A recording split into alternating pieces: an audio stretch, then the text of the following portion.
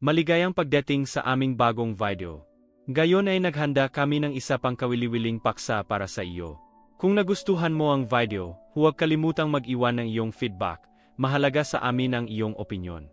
Kaya, huwag nang mag-aksaya pa ng oras at simulan na natin ang video.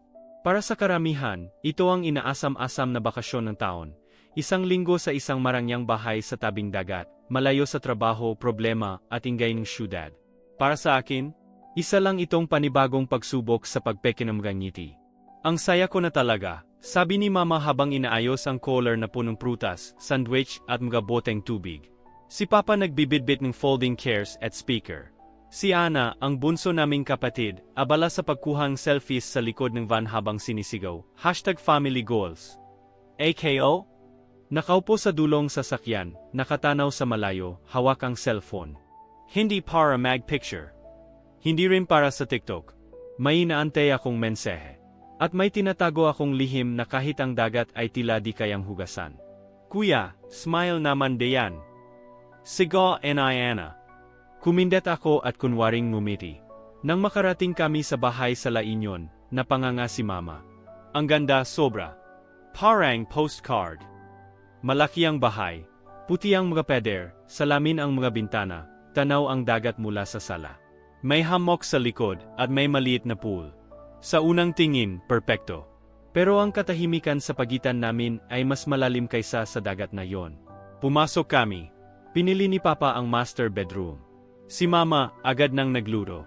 Si Ana, nag-ayos ng kwarto niya at pinuno ang wall ng mga Polaroid. Ako, tumungo sa rooftop. Walang ibang dahilan kundi para makalayo at para makasagap ng signal. Dumating na ang mensahe. Nandayan ka NABA? Kailan tayo magkikita? Pinagpawisan ang aking palad.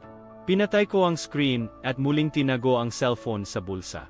Kinagabihan, habang nagsasalo kami sa hapunan, inihaw na tilapia, ensaladang mangga at sinigang, nagsimula ang mga tanong. Anak, parang ang layo ng isip mo puna ni Mama. Wala po. Pagod lang sa biyahe, sagot ko. Hindi mo man lang tinulungan si Papa kanina. Si Ana pa nga ang nagbuhat ng gamit mo, dagdag pa niya. Totoo yan, sabat ni Ana sabi kindat, pero may kurat sa boses naya. Sorry. Hindi ko lang napansin, sagot ko habang iniwas ang tingin. Kasi totoo. Hindi ko nga napansin. Ang isip ko ay wala roon. May ibang tao. May ibang dahilan. Matapos ang hapunan, nagsimula ang unang gabi sa beach. Bonfire. Marshmallow. Tawa. Kuwentuhan. Pero habang lahat ay masaya, ako'y pasimpleng bumalik sa rooftop. Doon ko muling binuksan ang cellphone. Dito lang ako sa kabila ng resort. Gusto mo bang magkita bukas? Isang pamilyar na kaba ang bumalot sa dibdib ko. Hindi ko dapat ginagawa ito. Hindi ko dapat tinatago sa kanila. Pero may mga bagay sa buhay na hindi madaling ipaliwanag, tulad ng kung bakit ko gustong makita ang taong matagal nang tinanggal ng pamilya namin sa aming buhay. Sa di kalayuan, naririnig ko pa rin ang tawa ni Ana. Masaya siya. Malapit kami noon, pero nitong mga nakaraang taon, parang may peder na unti-unting itinayo sa pagitan namin. Lahat sila may sariling saya, habang ako ay nilalamon ng alinlangan. Kinabukasan, maga akong nagising. Hindi pa sumisikat ang araw, pero nasa dalampasigan na ako. Tahimik. Ang mga alon, marahang sumasayaw sa buhangin. May anino akong nakita sa malayo, pamilyar, at kasabay nito ang kabog ng puso ko. Pero bago ko siya malapitan, narinig ko ang isang boses mula sa likuran. Kuya! Si Ana! Napalingin AKO. Hindi ko alam kung gaano siya katagal na nakatingin. Hindi ko alam kung may narinig siya o kung nakita niya ang cellphone ko. Ang aga mo Hindi ka ba makatulog? Tanong naya. Hindi lang sanay sa kama, sagot ko pilitang ngiti. Ngumiti rin siya, pero parang pilit din. Minsan, kahit gaano kaganda ang lugar, kung may bumabagabag sa isip mo, wala ring sasay yung tanawin, di ba? Hindi ko alam kung inaasar niya ako o tinutukoy niya ang sarili niya. Gusto ko sanang itanong, pero nauna ang takot. Kaya ngumiti na lang ako. Tumango. Baka gusto mong samahan ako maglakad sa tabing dagat, alok niya. Mona ka na. Susunod ako, sagot ko. Tumalikod siya, pero bago tuluyang lumayo, tumigil siya sandali. Kuya, sana kahit isang linggo lang, totoo tayong masaya ha? Kahit isang linggo lang. At doon ko na-realize, hindi lang ako ang may tinatago. Hindi lang ako ang nagpepeking ngiti. Kinabukasan ay tila normal ang lahat. Si Mama ay maagang naghanda ng almusal, sinangag, itlog na malat, at tuyo na paborito ni Papa. Si Ana ay nasa sala, nag-edit ng mga beach clips para sa kanyang Instagram reel. Ako naman, nakaupo sa terrace, muling nakatanaw sa dagat, at sa kabilang bahagi ng resort kung saan ko alam na naroon siya. Tinanggal ko ang cellphone sa bulsa at binuksan ang cat. Makakalabas ka ba mamaya? Kahit saglit lang. Gusto lang kitang makasap ng harapan. Tumibok ang dibdib ko sa kaba. Gusto kong sagutin pero alam kong hindi ganoon kadali. Hindi kapag ang buong pamilya ko ay umaasang magiging perpekto ang bakasyong ito. Ano bang pinagkakaabalahan mo diyan, kuya? Boses ni Ana. Nakatayo siya sa likuran ko, dala ang kanyang cup, at nakakunot ang no. Wala. Nakicheck lang ang email, mabilis kong sagot. Pero hindi ako nakaligtas sa tingin niya, matalim, mapanuri. Hindi na siya bata. Alam niyang may mali. Hindi naman sa nakikalam, pero napapansin kong gabi-gabi kang nawawala, mahinahon niyang sabi. Lagi kang nakatingin sa cellphone, at laging ang layo ng tingin mo. May problema ba? Napalunok ako. Wala naman. Kailangan ko lang ng konting personal space. Tumango siya, pero alam kong hindi siya kumbinsido. Lumakad siya palayo, bitbit ang tasa niya, at bago pumasok ng bahay ay binitiwan ang salitang. Sana hindi ka gumawa ng bagay na pagsisisihan mo. Ang salitang iyon ay tumimo sa isip ko buong araw. Sa tanghalian, sinikap ni Papa na buhayin ang saya. Mamayang gabi, magluluto tayo ng fresh seafood. Tapos bonfire ulit. Magkakantahan tayo. Sumigaw si Mama, sasayaw din ako. Huwag kayong kokontra. Tumawa si Ana, pero pilit ang tawa. Ako naman, nakatingin lang sa mga hipon sa mesa, parang walang gana. Naramdaman ko ang paa ni Ana na sumiko sa akin sa ilalim ng mesa. Smile naman Diane, kuya. Baka sabihin ng hipon, galit ka sa kanya. Ngumiti ako ng bahagya. Pero kahit anong pilit kong pumasok sa mundong iyon ng kasyahan, may bahagi ng isip ko na laging lumilipat sa kabilang bahagi ng resort. Kinagabihan, habang abala si Papa sa inihaw, nagpaalam ako. Lalakad lang po ako saglit, para lang magpahangan, sabi ko. Tika, hintayin mo kami. Sabay-sabay na tayong lumabas, sabi ni Mama. Mona na po ko. Babalik din agad ako, sagot ko. At sa unang pagkakataon simula nang dumating kami, nagsinungaling ako ng lantaran. Tahimik kong tinahak ang daan papunta sa kabilang resort. Doon, sa may lilim ng isang puno ng nyog, naroon siya, si Tita Liza. Siya ang kapatid ng aming yumaong ina. Isang taong matagal nang itinakwil ng pamilya dahil sa mga sigalot sa mana at matagal na alitan. Ako lang ang patuloy na lihim na nakikipag-ugnayan sa kanya. Sa kanya ko nalaman ang mga bahaging hindi kalanman ikinuwento sa akin nina, Papa at Mama. Mga katotohanan na hindi ko pa kayang ilantad. Salamat at dumating ka, mahina niyang sabi. Matanda na siya at tila mas nanggayayat. Pero malinaw pa rin ang kanyang mga mata, puno ng sakit at pag-asa.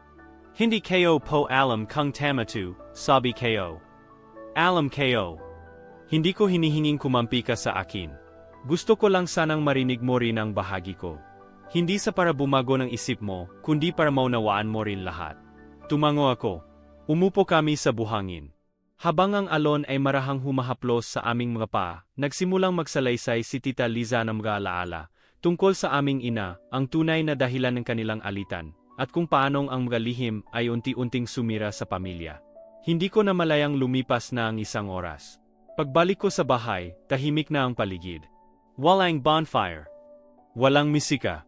Si Papa ay nasa sala, nagbabasa. Si Mama ay tila matamlay, nakatingin sa kawalan. Si Ana, hindi ko siya makita. Pag-akyat ko sa hagdan, bumungad ang pintong kwarto ko, bukas. At sa lamesa, naroon ang cellphone ko, iniwang bukas. At sa screen, nakabukas ang chat ni Tita Liza. Mabigat ang dibdib ko. Napalingon ako, at naroon si Ana, nakatayo sa gilid ng pintuan, umiyak. Kuya, bakit siya? Bakit na yan? At sa isang iglap, ang bakasyon ng pangarap ay nagsimulang mabasag sa masalimot na katotohanan. Tahimik ang buong bahay. Wala ni isang katao sa sala, Kahit kanina lang ay puno ito ng tawanan at amoy ng inihaw. Ramdam ko ang lamig sa hangin, hindi dahil sa gabi, kundi dahil sa bigat ng mga matang nakaabang sa akin. Kuya. Boses ni Ana. Mababa, nanginginig. Hawak niya pa rin ang cellphone ko, bukas sa huling mensahe ni Tita Liza. Tinitigan ko siya. Gusto kong magpaliwanag, pero walang salitang lumalabas sa bibig ko. Sa halip, ang mga hakbang ni Papa ang narinig kong papalapit. Mabigat, mabagal, puno ng galit. Anong ibig sabihin nito? Tanong ni Papa, hawak ang kopya ng mga lumang dokumento, mga litrato at papeles na ipinasa sa akin ni Tita Liza noong huling pagkikita namin. Mga ebidensyang nagpapakita ng bahaging katotohanang matagal nang tinago.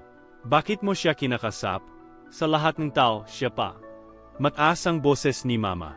Pula ang mata niya, at nanginginig ang kamay habang itinuro ang cellphone ko sa mesa. Si Ana naman ay lumapit sa kanya, tila gusto akong ipagtanggol, pero hindi alam kung paano.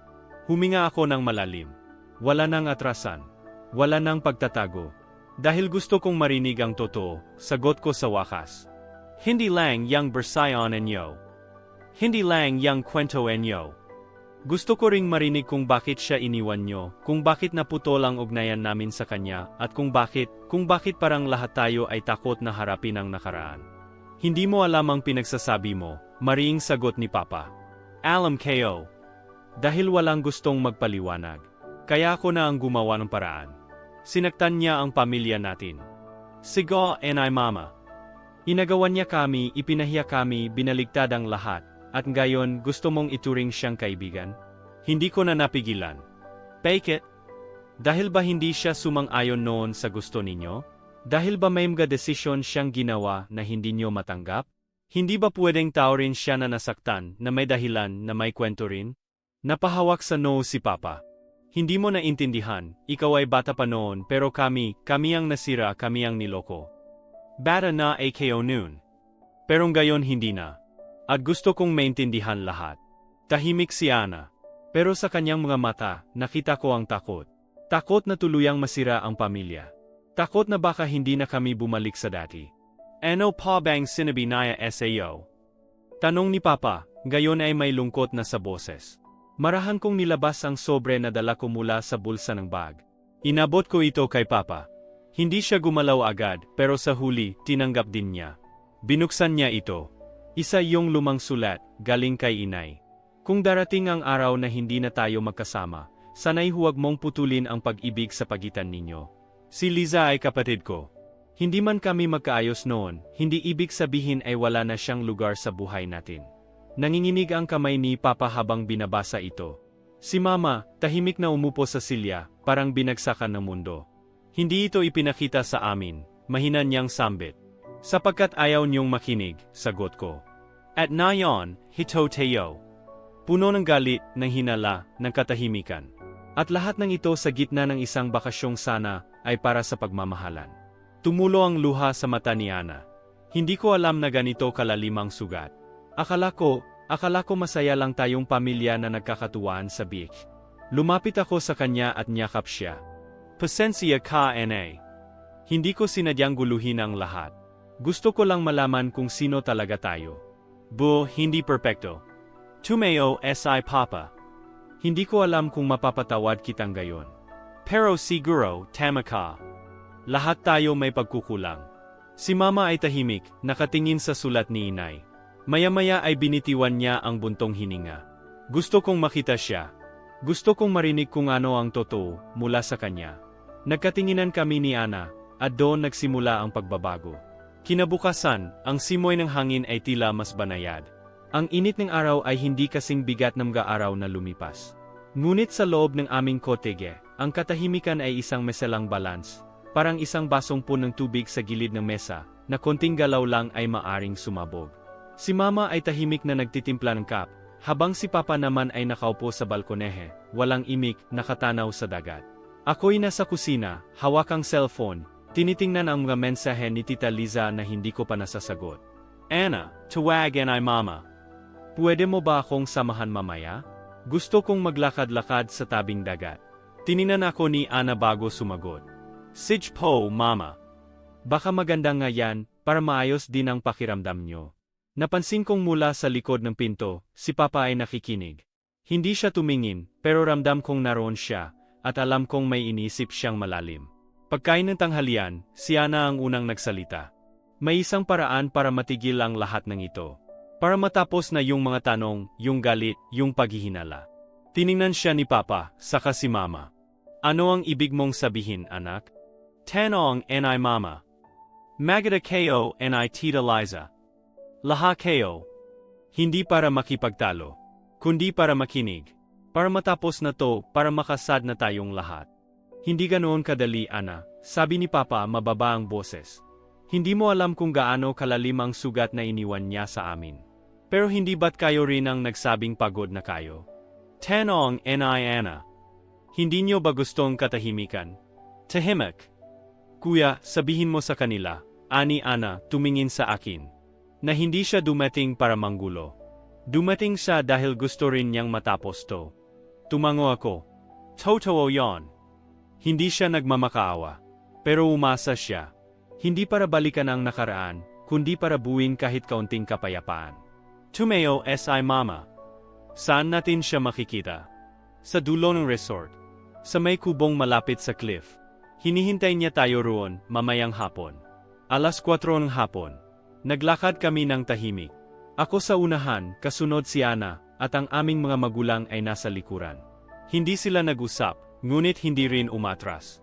Bawat hakbang ay parang hakbang patungo sa hindi tiyak, puno ng kabog, kaba, at pag-asa. Pagdating sa kubo, naroon si Tita Liza. Nakasuot siya ng simpleng puting damit, at nakaupo sa isang kahoy na bangko, nakatingin sa alon. Nang marinig ang aming mga yapak, dahan-dahan siyang tumayo. Fernando! Luisa, tinig niya mahina nanginginig. Hindi sumagot agad si Papa. Si Mama ay tumigil lang sa paglalakad, parang nanigas. Ako ang unang lumapit. Tita, andito na sila. Tumango siya at tinignan ang aking mga magulang. Alam kong mahirap to, panimula niya. Pero maraming taon na ang lumipas. Maraming gabi na akong umiyak, iniisip kung tama ba ang ginawa ko noon. Hindi ako lumalapit para humingi ng mana o para bawiin ang kahit ano. Nandito ako dahil gusto kong ipaliwanag, at sana marinig niyo ko kahit ngayon lang. Tahimik si Mama. Si Papa, humakbang palapit. Hindi ko alam kung kaya kong patawarin ka, sabi ni Papa. Pero totoo ang sinabi ng anak namin. Pagod na rin kami. Hindi ko hinihingi ang kapatawaran, Fernando, sagot ni Tita Liza. Ang gusto ko lang, marinig niyo na hindi ko kayo sinaktan ng walang dahilan. Pinili ko lang din ang panig na akala ko'y tama. At sa huli, lahat tayo ay nasaktan. Nayak si Mama. Lumapit siya kay Tita Liza. Maraming gabi rin akong hindi mapalagay. Maraming pagkakataon na gusto kong tawagan ka, pero tinakpan ako ng pride. At nang takot. Nagyakapan sila. Si Papa ay tumingin sa akin, saka kay Ana. Mga anak, kung hindi dahil sa inyo, hindi mangyayari ito. Gumiti si Ana. Minsan, kailangan lang talagang buksan muli ang pintuan. Gabi na. Sa tabing dagat, naroon kaming lahat. May bonfire. May gitara si Papa. Si Ana ay kumakanta ng paborito naming awitin, at si Mama ay tinuturuan si Tita Liza na muling mag-ihaw ng bangus. Hindi pa tapos ang lahat. Marami pang dapat pag-usapan. Pero sa gabing iyon, nagsimula na ang isang bagay na matagal nang nawala, pag-asa. Ang huling araw ng aming bakasyon ay dumating na parang isang malambing na paalam. Hindi na kasing init ang araw, hindi na rin kasing ingay ang paligid. Ang resort ay tila tahimik na nakikiayon sa pagbabagong nangyayari sa loob ng aming pamilya. Habang abala si Papa sa pagluluto ng paborito naming adobong pusit, si Mama at Tita Liza naman ay nagtutulungan sa paghahanda ng mesa. Nakangiti si Ana habang nakaupo sa buhanginan. Sinusulat sa maliit na notebook ang mga huling sandali namin sa lugar na ito. Ano yang sinusulat mo? Tanong ko habang lumapit sa kanya. Mga sagot niya hindi tumitingin. Para maalala ko na kahit gaano kabigat ang simula ng bakasyong to, naging magaan din ang wakas. And gumitay ako. Tama ka. Hindi lahat ng sugat ay kailangang manatiling bukas. May mga sugat na hinahayaan nating gumaling, kahit pa may peklat itong iniwan. Sa hapagkainan, walang sermon, walang panunumbat, tanging kwento, tawanan, at masarap na pagkain. Nalela nyo be a young anang beses nating nag camping? Tanong ni Tita Liza habang kumakain ng pritong talong. Si Fernando natulog sa loob ng tent habang lahat tayo basang-basa sa ulan. Hala, ay ko talaga. Tawa ni Mama. Kasi naman, akala mo laging may sariling mundo yang si Papa Enyo. Lahat kami natawa. Maging si Papa ay napailing na lang pero may ngiti sa labi. Hindi ito yung dating ngiti na pilit. Ito'y ngiting puno ng kaunting hiya, kaunting saya, at higit sa lahat, pagpapatawad. Pagkatapos ng hapunan, naupo kami sa may bonfire. Si Ana, tulad ng dati, ang nagsimula ng kanta. Simple lang, yung luma naming awitin noong bata pa kami. Tahanan ay hindi lang bubong at dingding, kundi kung saan naroon ang damdaming totoo. Napatingin si Tita Liza kay Mama. Si Mama naman ay hinawakan ang kanyang kamay, at doon ko nakita ang isa sa pinakamagandang eksenang hindi ko malilimutan. Dalawang pusong dati magkahiwalay, gayo'y muling nagtatagpo. Kinabukasan, habang nag-impeke, lumapit si Papa sa akin. Hindi siya agad nagsalita. Tumayo lang siya sa tabi ko habang pinupunasan ko ang mga salamin ko. Anak, wika niya sa wakas, pasensya na kung napagbuhatan kita ng boses. Hindi madali sa amin ang lahat ng nangyari. Tumango ako. Alam ko pa. Hindi rin madali sa akin. Pero buti na lang, hindi ako tumigil. Salamat, dagdag ni Papa. Dahil ikaw ang naging dahilan kung bakit kami muling nagkita. Kung bakit, kahit matagal na kaming sarado, napilitan kaming buksan ang mga pinto ng puso namin. Hindi po ako nag-isa, sagot ko sabay tingin kay Ana. Kung wala siya, baka natakot lang din ako. Pero siya ang nagtulak sa ating lahat na humakbang. Lumapit si Papa kay Ana, niyakap ito. Ikaw ang munting tulay sa puso ng pamilyang ito. Ngumiti si Ana, at tahimik na tumulo ang luha sa kanyang pisngi, hinding sakit kundi ng kasiyahan. Bago kami umalis na resort, tumayo kami sa tabing dagat. Ang alon ay patuloy sa pagyakap sa buhangin, parang paalala na ang lahat ay dumaraan, ang sugat ay gumagaling, at ang buhay ay patuloy na umaagos. Pwede tayong bumalik dito, sabi ni Mama, yakap ang kanyang kapatid. Hindi bilang mga estranghero, dagdag ni Tita Liza, kundi bilang tunay na pamilya. Umalis kami ng resort na may mga peklat, pero may pag-asa na ring tinanim sa bawat isa. Habang tumatakbo ang sasakyan, tanaw ko sa side mirror ang lugar kung saan nabuo muli ang pagkakabuklod. Hindi ito naging perpektong bakasyon. May luha, sigawan, at sakit. Pero sa dulo, natagpuan namin ang mas mahalagang bagay kaysa kasiyahan, katotohanan, kapatawaran, at pamilya. At doon, sa katahimikan ng biyahe pawi, ramdam ko ang bagong simula. Isang simula na puno ng pag-asa.